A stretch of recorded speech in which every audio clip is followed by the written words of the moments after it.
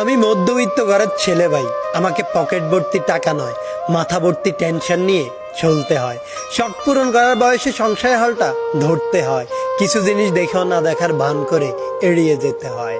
নিজের শখের জিনিসগুলোকে শুধু দূর থেকেই দেখে যাই, কারণ কাছে এসে ছুঁয়ে দেখার মতো সাধ্য আমার নাই।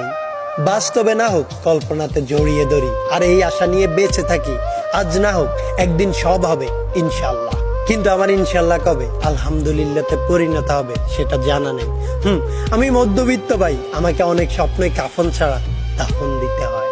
আমি মধ্যবিত্ত ভাই, আমাকে কখনোই দায়িত্ব শেখাতে হয় না।